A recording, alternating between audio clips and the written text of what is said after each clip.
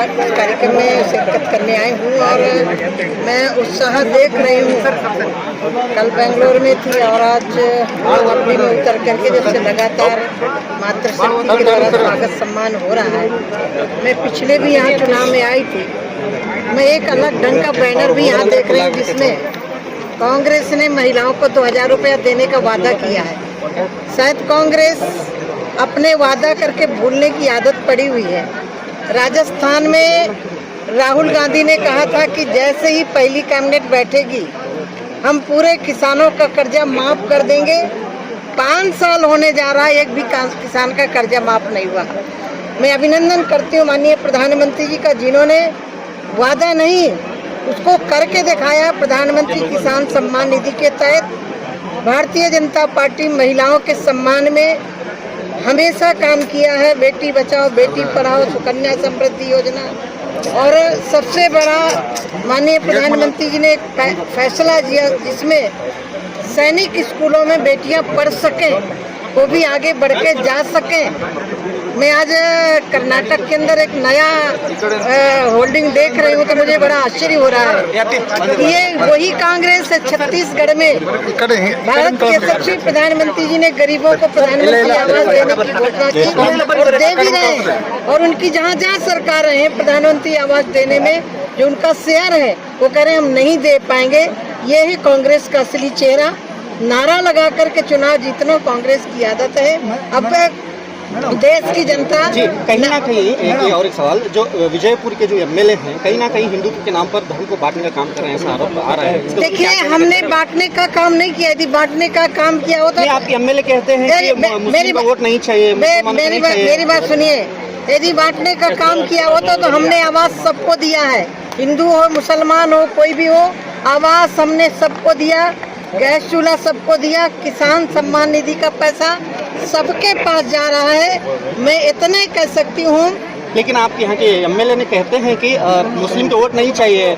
देखिए मैंने बयान सुना नहीं, उस पर मैं जवाब नहीं दे सकती, लेकिन हमने काम माननीय मोदी जी के नारा सबका साथ सबका विकास सबका विश्वास और सबका सम्मान, इसके तहत 2014 के बाद से सरकार काम कर रही है।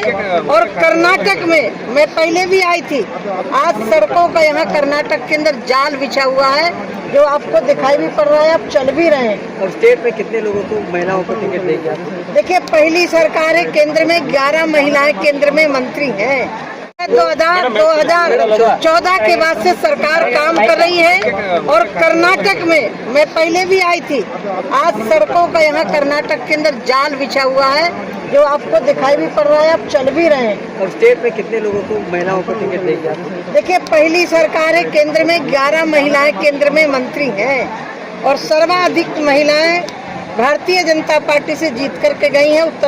यहाँ कर्नाटक में भी महिलाओं को महत्व दिया जाएगा क्योंकि आधी आबादी महिलाओं की है। महिलाओं के लिए उतनी हमारी भारतीय जनता पार्टी संगठन से लेकर के सरकार तक बराबर का फैसला दे रही है।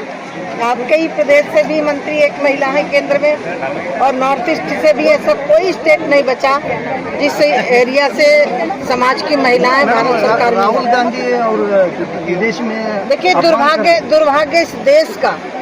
घर की बात घर में करनी चाहिए, पार्लियामेंट में करना चाहिए। मोदी जी को इशू को लेकर के घेरना चाहिए, लेकिन विदेश में जाकर के जिस तरह से राहुल गांधी ने कानून की धज्जियां उड़ाई हैं, कह रहे लोकतंत्र खतरे में। राहुल गांधी से मैं पूछना चाहती हूँ, जब इमरजेंसी तुम्हारी दादी ने लगाया था तब क्या था? तब क्या लोकतंत्र नहीं खत्म हुआ था? जब साधु संतों पर गोरक्षा आंदोलन लेकर के संत गए थे पार्लियामेंट के लिए, तब सोनिया यही राहुल गांधी की दादी ने गोलियां चलवाई थी, तब लोकतंत्र कहाँ गया था? 84 में जिस तरह से सिखों का कत्लेआम हुआ था तब लोकतंत्र कहाँ था? उसकी भी बात कम से कम कर लेते। लेकिन दुर्भाग्य इस देश का, देश के अंदर आकर के बोले, सदन में बहस करें, लेकिन विदेश की धरती में जाकर के भारत का अपमान करना, भारत के लोकतंत्र का अपमान करना, राहुल गांधी को माफी मांगना ही पड़ेगा। जी बोलते हैं मोदी जी अपमान कर रहे हैं।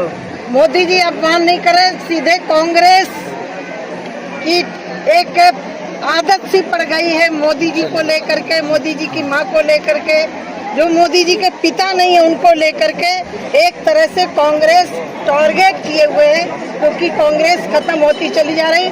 मैं जिस प्रदेश से आती हूँ उस प्रदेश में एक सांसद कांग्रेस का है, सबसे बड़ा प्रदेश है, और एक दो विधायक अकेले चुने गए हैं। 403 विधायकों में कांग्रेस पूरी तरह खत्म हो रही है। कांग्रेस अपना अस्तित्व बचाने के लिए जिस हद तक जा सकती है जाने की कोशिश कर रही है। ये देश की जनता मोदी जी के साथ यूपी में जैसे बुलडोजर चल रहे हैं, कर्नाटक में कब चलेंगे? यहाँ पर भी क्राइम ज्यादा है। चिंता मत करिएगा।